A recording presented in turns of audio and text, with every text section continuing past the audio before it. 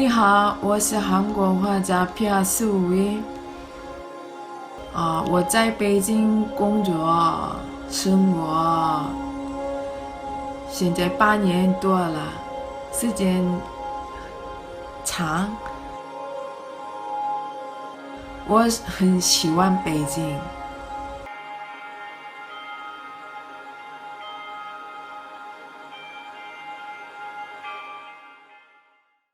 안녕하세요. 오늘은 전 세계를 무대로 맹활약하고 계신 세계적인 화가 박소빈 작가님 모시고 이런저런 얘기를 들어보도록 하겠습니다.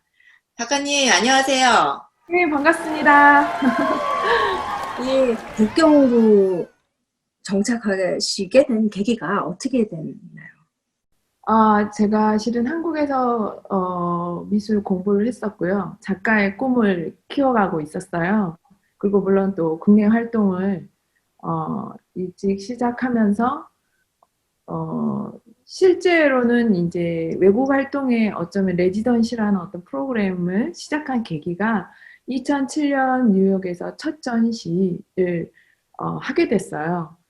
물론 이제 맨하탄에 있는 일본의 파운데이션을 가지고 있는 갤러리에서 초대전을 가졌고, 거기에 기획자와 함께 이제 전시를 할 수 있는 영광을 가졌는데, 그때에 이제 소개된 전시 NY 매거진이라는 리뷰가 나오게 된 거예요. 그래서 2008년도에 리뷰를 받고 제가 브루클린에 있는 부시 레지던시라는 1년 동안의 생활이 이제 할 수 있는 초대를 받게 된 계기가 됐어요. 그래서 뉴욕이 2009년에 처음 한국을 떠나서 유학 아닌 유학을 뒤늦게 하게 된 계기가 됐죠. 그래서 1년 반 정도 뉴욕에서 활동을 했고요. 전시를 하고 또 물론 그 중간에 좋은 행운이 많이 있었습니다. 첼시 아트 뮤지엄에서 초대전을 받아서 아트 인 아메리카라는 리뷰도 받게 되고, 그래서 이제 한국으로 돌아오려던 참에 이제 2011년이죠.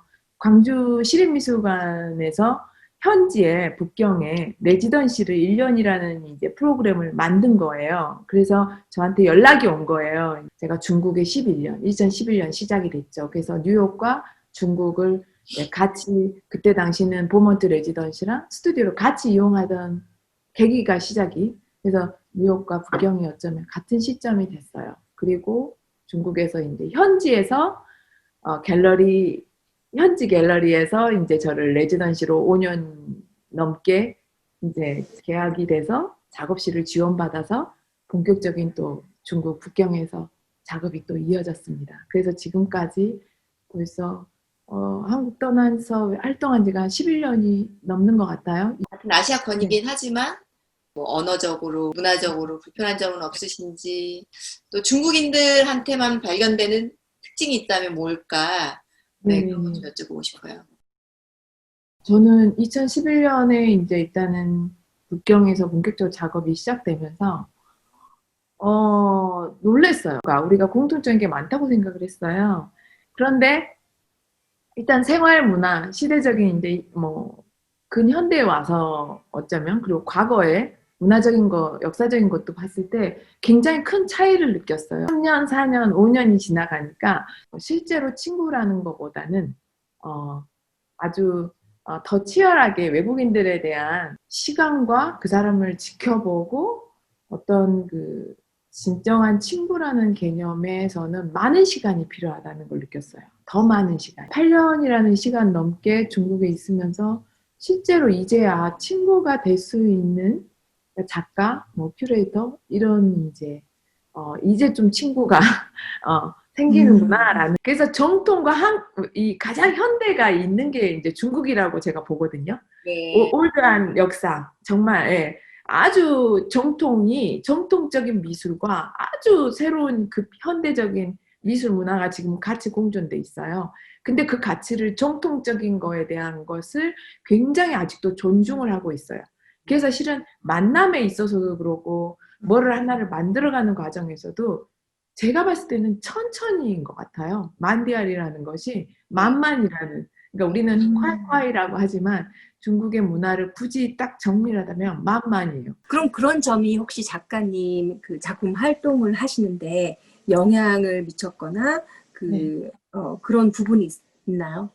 영향 많이 미쳤죠. 왜냐면 일단은 제가 용의 상징성과 조형성이라는 논문을 쓰면서 실은 이제 고구려 고분답 이제 벽화를 이제 실제로 가서 논문을 쓰기 위해서 제가 중국행을 한 적이 있어요. 1994년이죠.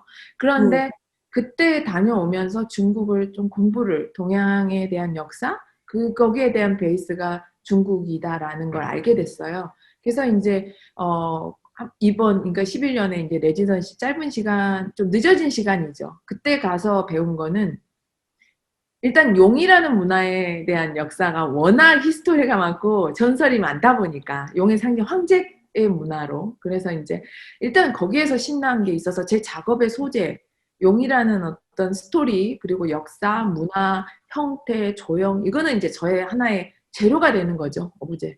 참고할 수 있는, 저의 어느 곳에 가도 용의 상징적인 조각이라던가 사찰이라던가 생활화돼 있어요.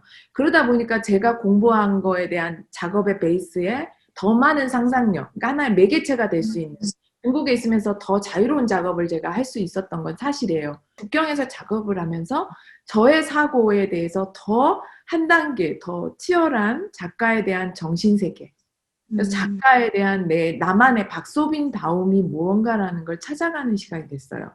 상대적으로 중국 작가들을 바라보고 중국의 문화를 보면서, 왜냐하면 그 베이스에는 철학이 있거든요.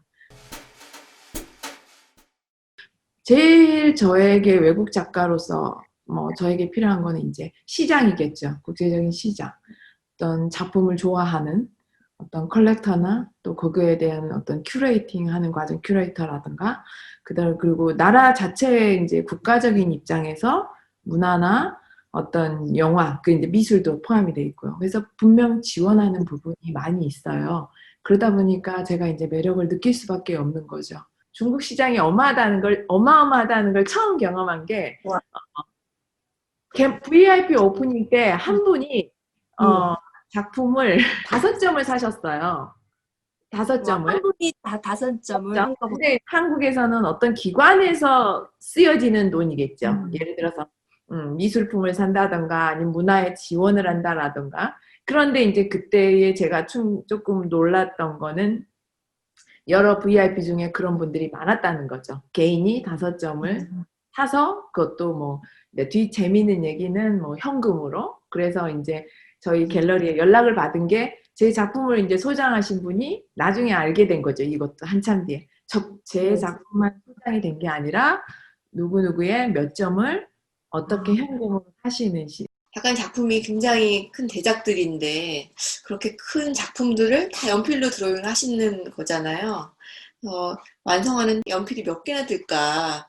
아주 섬세함부터 굉장히 힘을 요하는 드로잉이 많아요. 그러다 보니까 연필을 처음부터 끝까지 다 몇 자루 썼느냐라는 개념이 아니라, 제가 곡선을 이용해서 드로잉을 하다 보니까 그 힘의 강도에 의해서도 연필이 소모가 되고요. 또 깎으면서 막 쓰니까 실은 그 양은 대작이기 때문에 워낙 연필이 가늘잖아요. 제 몸에 항상 그러니까 작업에 제 몸속에 연필을 거의 그 주머니에 담고 작업을 하니까요. 그래서 실은 셀 수는 없죠. 얼마 전 이제 북경에서 금일미술관이 있거든요. 2017년에 전시할 때는 17m에 3m 드로잉. 모든 사람들이 몽당 연필 주워가고 싶어가지고 정말 많은 관객들 앞에서 드로잉을 했거든요. 네. 그러니까 그 연필에 사인을 받아서 제가 사인을 해서 준 적도 있어요. 그러면 혼자 작업하세요? 아니면은 이제 벽화를 만드실 때는 또 다른 인원들이 동원이 되는 건지? 혼자죠, 당연히. 오리지널. 그러니까 페인터로서 오리지널 드로잉을 아마 어떤 분이 그 얘기를 하시더라고요. 17m, 3m에 동양에서 그러니까 회화 작품으로 아마 박소빈 처음 아니냐. 제가 작업을 했지만 뭐에 미치지 않고는 이렇게 할 수 없다.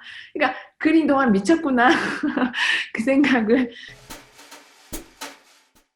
일반적으로 4m, 6m, 12m는 4개월, 길게는 5개월, 그리고 적게는 3개월. 일단 기본적인 소요 시간이 연필이다 보니까 실제로 조금 더뎌요, 시작이. 그러다 보면 그러고, 제가 2017년 북경 금일 전시할 때는 49일이었어요, 정확히. 그래서 금일 미술관, 네, 전시 기간이 49일이었어요. 근데 그 49일 동안 실은 그 해에 어떤 외국 전시도 계획을 짜지 않았어요. 그 북경 전시에만. 그래서 이제 몸도 관리를 했었고, 집중력도 관리를 했었고, 제가 그동안 지금까지 제가 작업을 해왔던 어떤 기술, 방법, 모든 것을 집중을 할 수 있게. 그래서 관객이 보는 걸 관객을 의식하지 않고 작업을 해야 되기 때문에. 그래서 그러한 준비를 16년도로 해서 17년에 했는데, 뮤지엄에서 그걸 바랬어요. 박소빈 연필 드로잉이 중국에도 없다. 이제 기획안의 의도가. 그리고 이러한 형식의 현대 미술에서 새롭게 보여졌었던 거예요. 그래서 예, 중국의 시장에 굉장히 보수적인 부분이 있는데 저를 초대해줬던 이유였고요. 혹시 어려운 점도 있으셨나요? 가장 큰 거는 이제 언어적인 장벽이었었고, 그리고 그 외로움이겠죠. 유학을 경험하신 분이나 저처럼 이제 레지던시를 통해서 아니면 어떤 작품 세계에 활동하다가 해외에서 이제 거주하시면서 그 외로움인 것 같아요. 그래서 자신에 대한 관리, 나만의 어떤 그 극복, 그러니까 외로움에 대한 친구를 바로 만날 수도 없잖아요. 그게 이제 가장 힘들었지만 가장 큰 건 저의 작업 세계로 승부를 보는 거. 그리고 그 외로움이 이제 더 플러스가 됐던 것 같아요. 좋은 작가하고 뭔가를 소통을 하기 위한 어떤 콜라보라면 제가 하고 싶은 부분은 도자기라던가 이제 다른 분야, 전혀 다른. 그 다음에 영화, 박소빈의 작품을 가지고 또 다른 애니메이션에, 그리고 내가 무대를 세팅을 해서 그 스크린이 보여진다면 음악과 소리가 같이 되면 마치 정말 이 신화의 이 용의 소리 아니면 이 여인의 소리를 추상적으로 들으면서 관객들이 좀 아름다움에 빠지지 않을까. 그래서 그런 경우는 제가 영화나 어떤 이제 드로잉에 관계된 저의 이제 도자기의 형태, 그리고는 이제 어쨌든 입체적인 거는 그런 무대를 한번 만들고 싶어요. 한국에도 굉장히 재능 있는 작가들이 많잖아요. 근데 작가들의 꿈은 궁극적으로 본인의 작품이 최대한 많은 곳에서, 많은 지역에서 보여지는 것일 것 같아요. 그래서 해외 진출을 꿈꾸는 한국의 작가들한테 이미 경험한 선배로서 조언 한마디 해주세요. 네. 미국 오스카 영화제, 국제영화제에서 대상을 받은 이제 봉준호 감독님의 기생충. 그 기생충 그야말로 그 현장에서 이제 수상하던 모습을 기억해요. 아직도 생생하고, 제가 한국에 코로나로 와 있었지만 이렇게 다시 이제 재생해서 밤새 봤던 기억이 나는데, 거기서 말씀하죠. 이제 당신이 존경하는 그 영화인 감독. 그래서 한국적인 것이 가장 세계적인 것이라는 걸 깨닫게 해주셨던, 이제 그분 성함은 기억이 안 나지만, 근데 저는 23살 때 대학교 때 저의 은사님께 이제 미학, 철학을, 그래서 제가 예술가를 꿈꿨던 저의 시작의 멘토이시기도 하고 철학가이시기도 하고 미술 비평가이신 은사님이신데, 그분이 첫 마디가 나다운 것이 가장 한국적인 것이다. 그리고 한국적인 것이 가장 세계적인 것이다라는 것을 이미 20살 때 알았던 것 같아요.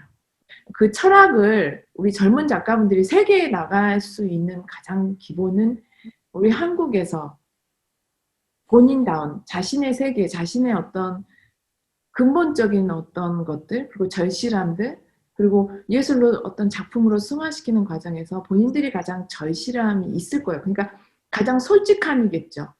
보여지는 현상이나 보여지는 어떤 유행의 어떤 그 시간에 맞춰가기보다는 시대는 알아야겠지만, 시대 정신이라고 그러잖아요. 시대는 알아야겠지만 자신이 정작 필요로 하는 것은 무엇인가라는 걸 근본적으로 본능적으로 알아서 그걸 개발시키고 발전해 나가면 정말 저희의 페인팅, 그림이라는 예술이라는 창작의 새로운 어떤 그 결과물이 그 사람다운 것이 나올 거라고 생각해요. 그랬을 때는 지금의 시장에서는 이렇게 저희가 화상으로 이렇게 대화를 하듯이 또 앞으로 어느 나라에 가서도 공통적으로 그 사람다운 예술 세계가 소통이 되더라고요. 어디에 있든 한국에 있든 미국에 있든 이것만 치열하게 경험을 하고 어떤 뭐 철학적으로 과학적으로 이거를 접목을 시켜서 좋은 작가로서 자기의 정체성 진실이 보여진다면 진정성으로 작업을 해나간다면 세계 어느 나라 가든 소통이 된다고 생각해요.